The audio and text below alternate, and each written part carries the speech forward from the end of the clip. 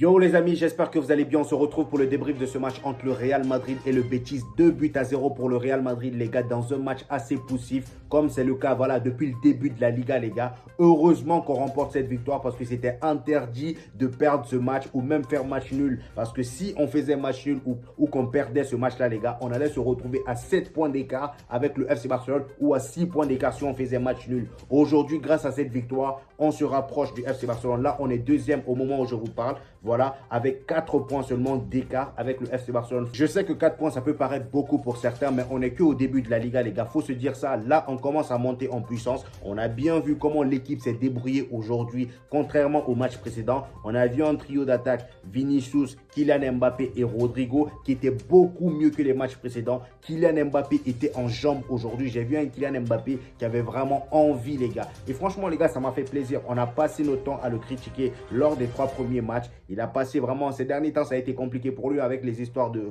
hacking, là, piratage, tout ça. Voilà, il a vraiment eu une période assez compliquée. Et aujourd'hui, les gars, il a montré qu'il était déterminé. Et d'ailleurs, en première mi-temps, j'ai vu un Kylian Mbappé qui n'hésitait pas à décrocher pour aller chercher le ballon dans le camp du Real Madrid. J'ai vu un Kylian Mbappé qui proposait de la vitesse, des combinaisons avec Vinicius, qui restait beaucoup plus souvent à son poste. Et en plus de ça, l'une des choses que j'ai énormément aimé chez lui aujourd'hui, c'est qu'il proposait beaucoup d'appels. Kylian Mbappé a fait beaucoup d'appels aujourd'hui, en première mi-temps surtout. Malheureusement pour lui, à chaque fois qu'il faisait ces appels-là, il n'arrivait pas à conclure. C'est-à-dire le dernier geste, c'était assez compliqué pour lui parce qu'il se retrouvait tout le temps entouré de 2 ou 3 joueurs du Real Betis. C'est ça la différence entre la Ligue 1 et la Liga. La Liga, c'est très sous-estimé. Voilà, là, vous voyez comment Kylian Mbappé galère avec la défense de Liga.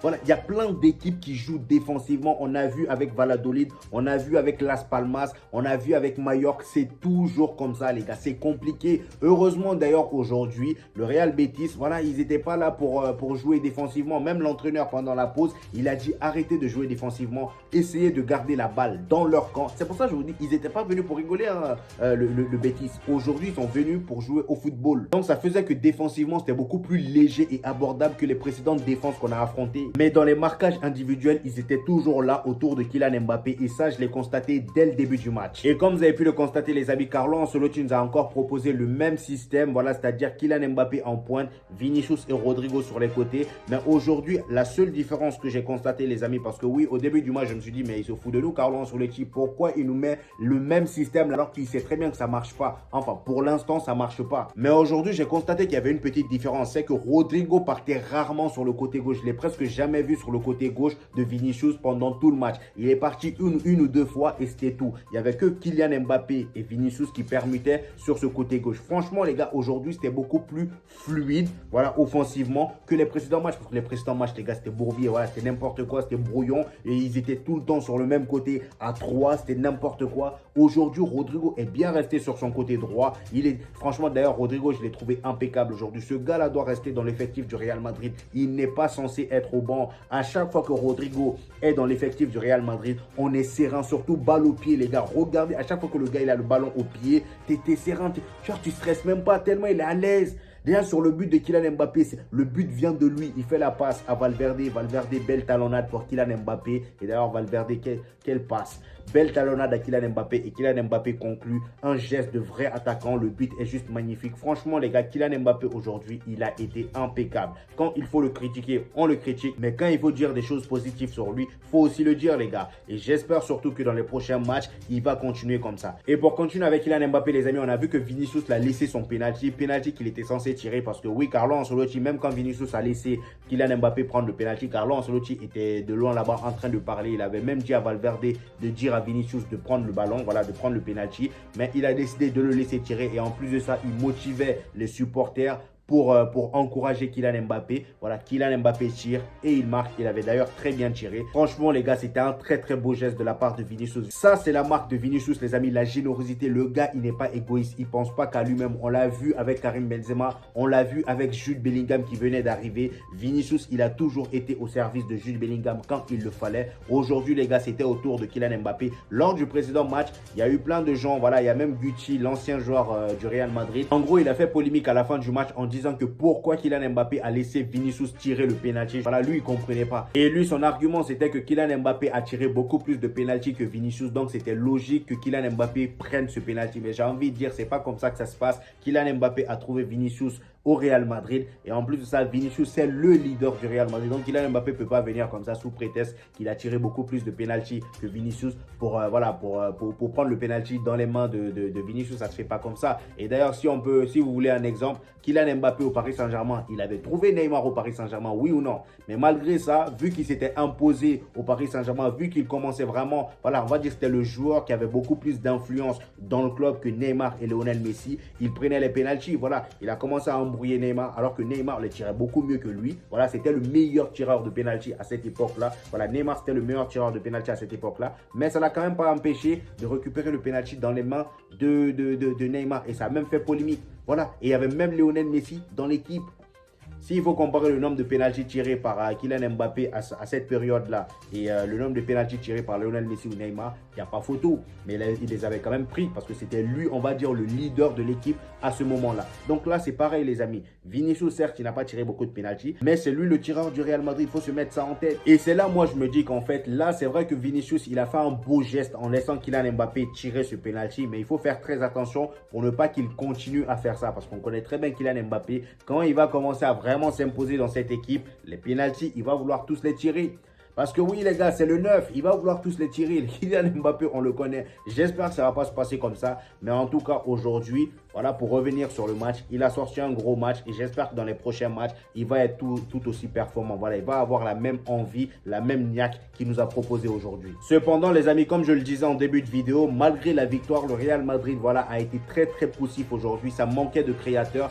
Monsieur Ceballos qu'on a mis pour être, on va dire, le créateur, le milieu créateur, on va dire le Dani Olmo de l'équipe aujourd'hui. Le poteau, j'ai comme l'impression qu'il n'avait pas compris la consigne. Voilà, il était beaucoup plus défensif qu'offensif. Carrément, Valverde était plus offensif que lui. Dani Ceballos était beaucoup plus dans le grattage de ballon. Il était beaucoup plus, on va dire, dans la récupération de ballon que dans la distribution de ballon. Et ça, vraiment, ça nous a posé problème en début de match, surtout en première mi-temps. Voilà, on voyait une équipe du Real Madrid qui avait du mal. Et c'est d'ailleurs pourquoi Kylian Mbappé décrochait la plupart du temps pour venir chercher le ballon dans notre camp pour ensuite attaquer, voilà, avec Vinicius. Tchouaméni, quant à lui, aujourd'hui, je l'ai trouvé un peu meilleur que d'habitude dans la récupération de ballon défensivement. De toute façon, j'ai envie de dire c'est son point fort, mais dans la distribution de ballon, il est encore limité comme d'hab. Voilà, mais je ne vais pas lui tomber dessus parce que bon, Tchouaméni, c'est pas son profil. Faut pas lui demander quelque chose qu'il sait pas faire. C'est pas un joueur qui va lui prendre le ballon, faire des passes décisives. Mais franchement, les gars, son match d'aujourd'hui était beaucoup mieux que le match précédent. Et les gars, s'il y a bien un joueur dont on doit se réjouir de sa présence dans cette équipe du Real Madrid, c'est Valverde, les gars, le remplaçant parfait à Toni Kroos. Bon, même s'il ne remplace pas complètement Toni Kroos, c'est pas le même profil à 100%, mais Valverde, qu'est-ce qu'il fait du bien.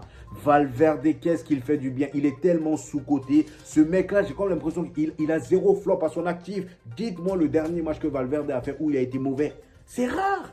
Le gars là, encore une fois, depuis le début de la saison, voilà, c'est le seul qui sort du lot à chaque fois, même quand on pond des prestations merdiques, le poteau, il fait toujours son match parfaitement. C'est comme Jude Bellingham. Franchement, j'espère que ce gars-là aura une très grande longévité du côté du Real Madrid et j'ai surtout hâte qu'il ait le brassard de capitaine, voilà, le capitaine numéro 1 au Real Madrid parce qu'il le mérite, les gars. Que ça soit dans ses prises de décision, dans ses passes, regardez la passe qu'il a fait à Kylian Mbappé, la talonnade, il a fait ça en une touche, les amis, sans réfléchir. Sur ce but de Kylian Mbappé, les amis, il faut vraiment avoir une intelligence de jeu pour anticiper ce genre de déplacement, les gars. Il a fait la passe sans réfléchir, sans même faire un contrôle. Franchement, Valverde, aujourd'hui, encore une fois, il a été impeccable. Que ça soit dans sa conduite de balle, la distribution, il a été parfait dans tous les compartiments du jeu. Courtois, comme d'habitude, voilà, il a fait du Courtois. Rien à dire sur son match. Vraiment, il a été impeccable. Et les remplaçants, les gars, j'ai envie de parler surtout de Brahim Diaz. Vous voyez la différence, les gars?